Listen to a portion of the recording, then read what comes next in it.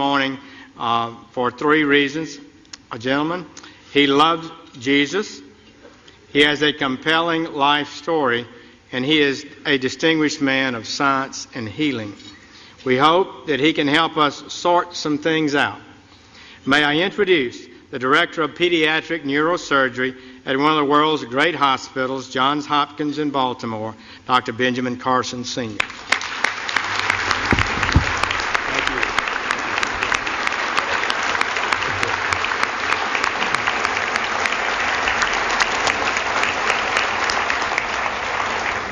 Thank you so much, Mr. President, Mr. Vice President, Mrs. Obama, distinguished guests, which includes everybody. Thank you so much for this wonderful honor to be at the stage again. I was here 16 years ago, and the fact that they've invited me back means that I didn't offend too many people. So that was great. I want to start by reading four texts which will put into context what I'm going to say. Proverbs 11:9. With his mouth, the godless destroys his neighbor, but through knowledge the righteous escape. Proverbs 11:12. A man who lacks judgment derides his neighbor, but a man of understanding holds his tongue. Proverbs 11:25. A generous man will prosper. He who refreshes others will himself be refreshed. And 2 Chronicles 7:14, if my people who are called by my name will humble themselves and pray and seek my face and turn from their wicked ways, then will I hear from heaven and will forgive their sins and heal their land. You know, I have an opportunity to speak in a lot of venues. This is my fourth speech this week. And I have an opportunity to talk to a lot of people. And I've been asking people, what concerns you? What are you most concerned about in terms of the spirituality and the direction of our nation and our world? And I've talked to very prominent Democrats, very prominent Republicans. And I was surprised by the uniformity of their answers. And those have informed my comments this morning. Now, it's not my intention to offend anyone. I have discovered, however, in recent years that it's very difficult to speak to a large group of people these days and not offend someone. And people walk around with their feelings on their shoulders waiting for you to say something. Did you hear that? And they can't hear anything else you say. The PC police are out in force at all times. I remember once I was talking to a group about the difference between a human brain and a dog's brain. And a man got offended. He said, you can't talk about dogs like that. But, you know, people just focus in on that, completely miss the point of what you're saying. And we've reached a point where people are afraid to actually talk about what they want to say because somebody might be offended. People are afraid to say Merry Christmas at Christmas time. It doesn't matter whether the person you're talking to is Jewish or, you know, whether they're any religion. That's a salutation, a greeting of goodwill. We've got to get over this sensitivity. You know, and it keeps people from saying what they really believe. You know, I'm reminded of a very successful young businessman. And he loved to buy his mother these exotic gifts for Mother's Day. And he ran out of ideas. And then he ran across these birds. These birds were cool. You know, they cost $5,000 a piece. They could dance, they could sing, they could talk. He was so excited he bought two of them. Sent them to his mother. Couldn't wait to call her up on Mother's Day. Mother, what'd you think of those birds? And she said, they was good. He said, no, Mother, you didn't need those birds. Those birds cost $5,000 a piece. They could dance, they could sing, they could talk. And she said, well, they should have said something. And you know, that's where we end up too if we don't speak up for what we believe. And you know, what we need to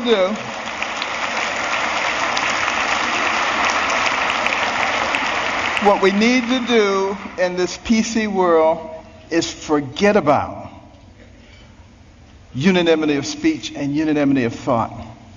And we need to concentrate on being respectful those people with whom we disagree. And that's when I think we begin to make real progress. And one last thing about political correctness, which I think is a horrible thing, by the way. I'm very, very compassionate, and I'm not ever out to offend anyone. But PC is dangerous. Because you see, this country, one of the founding principles was freedom of thought and freedom of expression.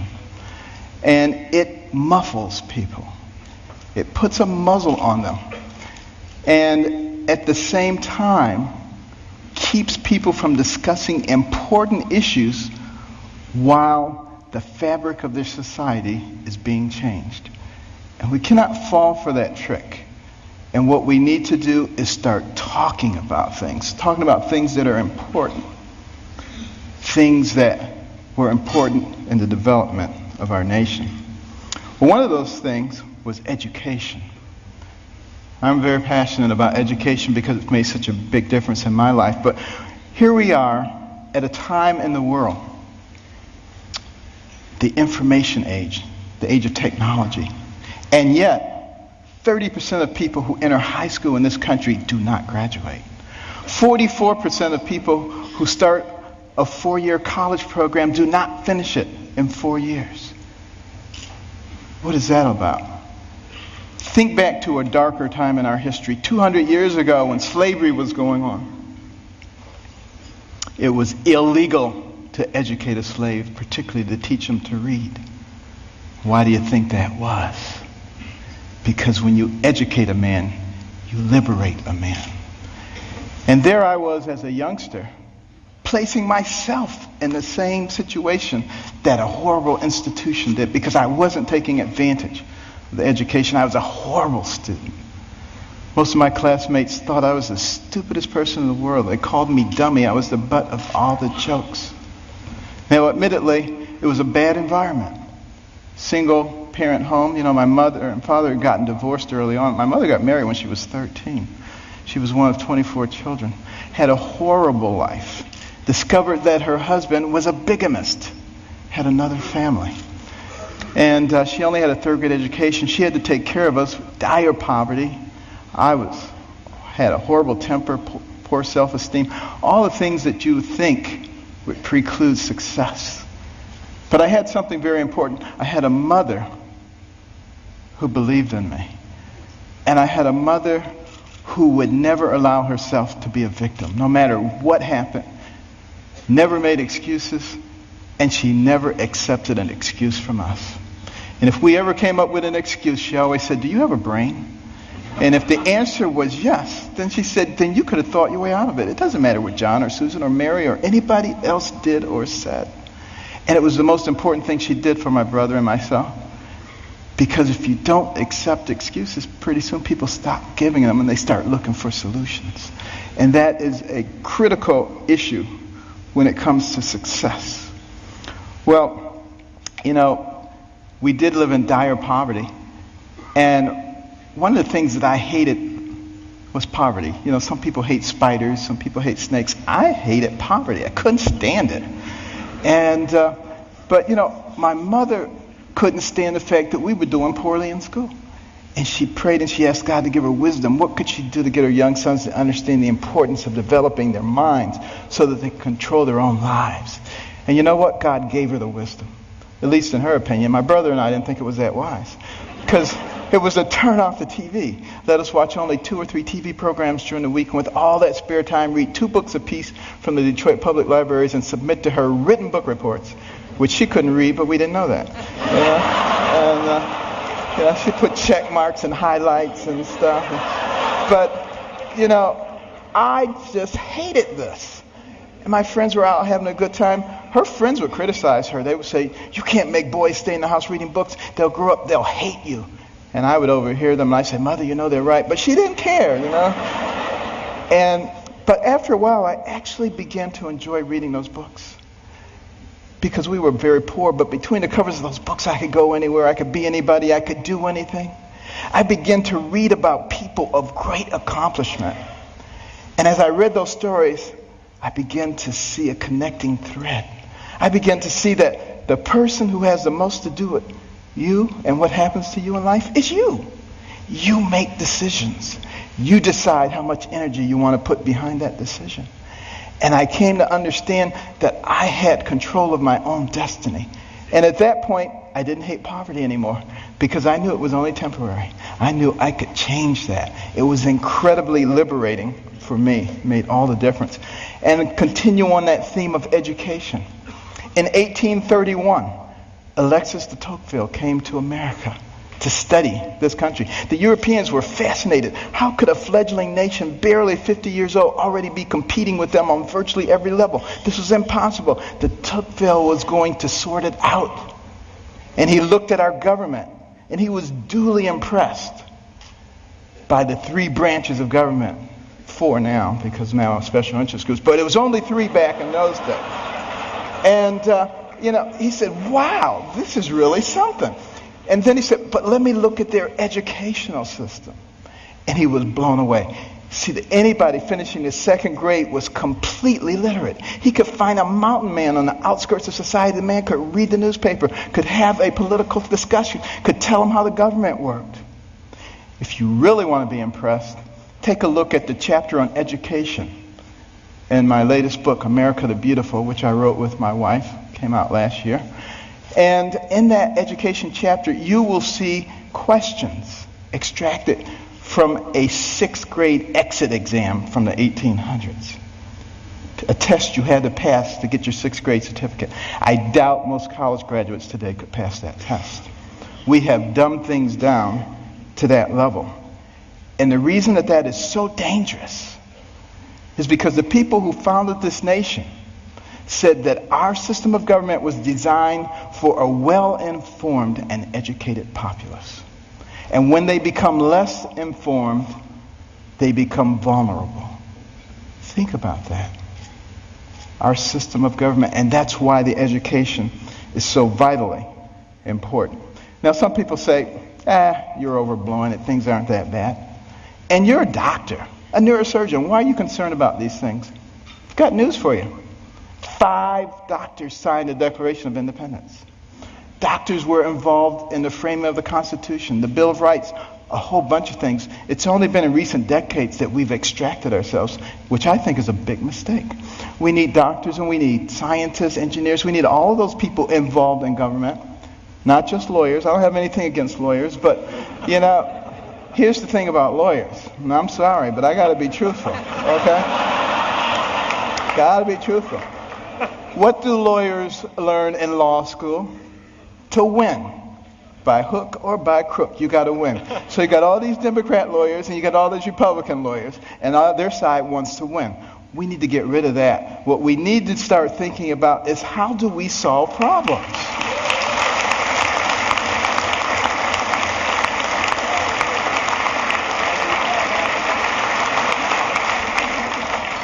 And now, before I get shot, let me finish here. Now, one of the reasons, and I don't like to bring up problems without coming up with solutions. My wife and I started the Carson Scholars Fund 16 years ago after we heard about a survey, international survey, looking at the ability of 8th graders in 22 countries to solve math and science problems. And we came out number 21 out of 22, barely beat out number 22, very concerning. And we'd go into schools and we'd see all these trophies, all-state basketball, all-state wrestling, all-state this, that, and the other. The quarterback was the big man on campus. And what about the intellectual superstar? What did they get? A National Honor Society pin? A pat on the head, there, little nerd. Nobody cared about them. And is it any wonder that sometimes the smart kids try to hide? They don't want anybody to know that they're smart. This is not helping us as a nation. So we started giving out scholarships to students from all backgrounds for superior academic performance and demonstration of humanitarian qualities. Unless you cared about other people, it didn't matter how smart you were. We got plenty of people like that. We don't need those. We need smart people who care about other people. We would give them money. The money would go into a trust. They would get interest on it. And when they went to college, they get the money. But also the school gets a trophy. Every bit as impressive as any sports trophies. Goes right out there with the others. They get a medal. They get to go to a banquet. And we try to put them on the same kind of pedestal as we do the all-state athletes. Now, I have nothing against athletics or entertainment. Please believe me. You know, I'm from Baltimore. The Ravens won. This is great, okay? But what will maintain our position in the world? The ability to shoot a 25-foot jump shot or the ability to solve a quadratic equation? And we need to put the things into proper perspective. And, you know, many teachers, you know,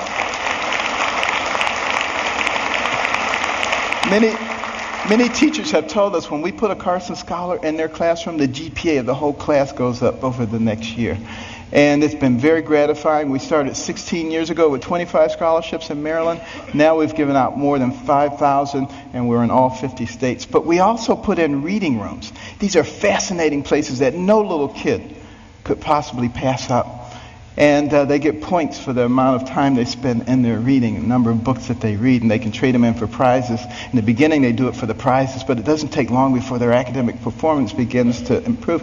And we particularly target Title I schools where kids come from homes with no books and they go to schools with no libraries. Those are the ones who drop out. And we need to truncate that process early on because we can't afford to waste any of those young people.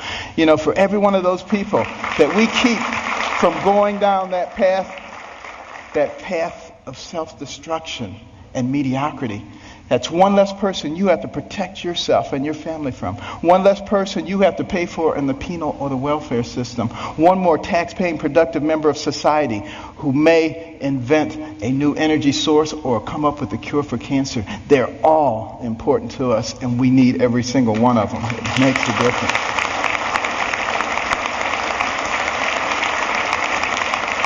And when you go home tonight, please read about it. Carson Scholars Fund. carsonscholars.org.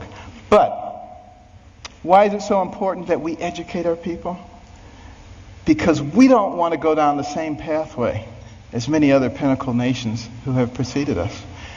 I think particularly about ancient Rome. Very powerful. Nobody could even challenge them militarily. But what happened to them? They destroyed themselves from within. Moral decay. Fiscal irresponsibility. They destroyed themselves. And if you don't think that can happen to America, you get out your books and you start reading. But you know, we can fix it. Why can we fix it? Because we're smart. We have some of the most intellectually gifted people leading our nation. All we need to do is remember what our real responsibilities are so we can solve the problems. I think about these problems all the time. And, you know, my role model was Jesus. And he used parables to help people understand things. And one of our big problems right now, and like I said, I'm not politically correct, so I'm sorry. But, you know, our deficit is a big problem. Think about it. And our national debt, $16.5 trillion. You think that's not a lot of money? Tell you what, count one number per second, which you can't even do because once you get to 1,000, it takes you longer than a second. But one number per second. You know how long it would take you to count the 16 trillion? 507,000 years. More than 500,000 years to get there. We have to deal with this. Here's the parable. A family falls on hard times. Dad loses his job or is demoted, gets part-time work. He has 5 children. He comes to the 5 children. He says, we're going to have to reduce your allowance. Well, they're not happy about it, but he said, except for John and Susan. They're special. They get to keep their allowance. In fact, we may give them more. How do you think that's going to go down? Not too well. Same thing happens. Enough said. What about our taxation system? So complex. There is no one who can possibly comply with every jot and tittle of our tax. If I wanted to get you or you, I could get you on a tax issue. That doesn't make any sense. What we need to do is come up with something that's simple. And when I pick up my Bible, you know what I see? I see the fairest individual in the universe, God, and he's given us a system. It's called tithe. Now, we don't necessarily have to do it 10%, but it's principle. He didn't say, if your crops fail, don't give me any tithes. He didn't say if you have a bumper crop, give me triple tithes. So there must be something inherently fair about proportionality. You make $10 billion, you put in $1 billion. You make $10, you put in $1. Of course, you got to get rid of the loopholes. But now some people say, well, that's not fair because it doesn't hurt the guy who made $10 billion as much as the guy who made 10. Where does it say you have to hurt the guy? He just put $1 billion in the pot. We don't need to hurt him. It's that kind of thinking. It's that kind of thinking that has resulted in 602 banks in the Cayman Islands. That money needs to be back here, building our infrastructure and creating jobs. And we're smart enough to figure out how to do that. We've already started down the path of solving one of the other big problems, healthcare. We need to have good healthcare for everybody. It's the most important thing that a person can have. Money means nothing, titles means nothing when you don't have your health. But we got to figure out efficient ways to do it. We spend a lot of money on healthcare, twice as much per capita as anybody else in the world, and yet not very efficient. What can we do? Here's my solution. When a person is born, give them a birth certificate, an electronic medical record, and a health savings account, to which money can be contributed pre-tax from the time you're born to the time you die. When you die, you can pass it on to your family members so that when you're 85 years old and you got 6 diseases, you're not trying to spend up everything. You're happy to pass it on, and there's nobody talking about death panels. That's number one. And also, for the people who are indigent, who don't have any money, we can make contributions to their HSA each month because we already have this huge pot of money. Instead of sending it to some bureaucracy, let's put it in their HSAs. Now they have some control over their own health care. And what do you think they're going to do? They're going to learn very quickly how to be responsible. When Mr. Jones gets that diabetic foot ulcer, he's not going to the emergency room and blowing a big chunk of it. He's going to go to the clinic. He learns that very quickly. Gets the same treatment. In the emergency room, they send him out. In the clinic, they say, now let's get your diabetes under control so you're not back here in 3 weeks with another problem. That's how we begin to solve these kinds of problems. It's much more complex than that, and I don't have time to go into it all, but we can do all of these things because we're smart people. And let me just begin to close here by another parable. Sea captain, and he's out on the sea near the area where the Titanic went down. And they look ahead and there's a bright light right there. Another ship, he figures. And he tells his signaler, signal that ship, deviate 10 degrees to the south. Back comes the message. No, you deviate 10 degrees to the north. Well, he's a little bit incensed, He says, send a message. This is Captain Johnson. Deviate 10 degrees to the north. Back comes the message.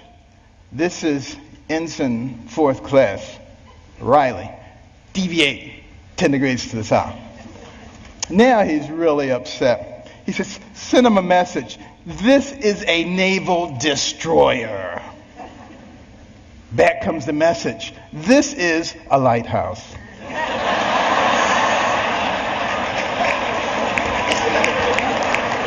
Enough said. Now, what about the symbol of our nation? The eagle. The bald eagle. It's an interesting story how we chose that. But a lot of people think we call it the bald eagle because it looks like it has a bald head. That's not the reason. It comes from the Old English word piebald, which means crowned with white. And we just shorten it to bald. Now use that the next time you see somebody who thinks they know everything. You get them on that one. But why is that eagle able to fly high? Forward, because it has 2 wings, a left wing and a right wing. Enough said. And I want to close with this story.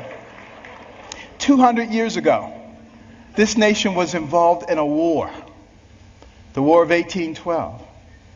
The British, who are now our good friends, thought that we were young whippersnappers. It was time for us to become a colony again. They were winning that war, marching up the eastern seaboard, destroying city after city, destroyed Washington, D.C., burned down the White House. Next stop, Baltimore. As they came into the Chesapeake Bay, that armada of ships, warships, as far as the eye could see, it was looking grim. Fort McHenry standing right there.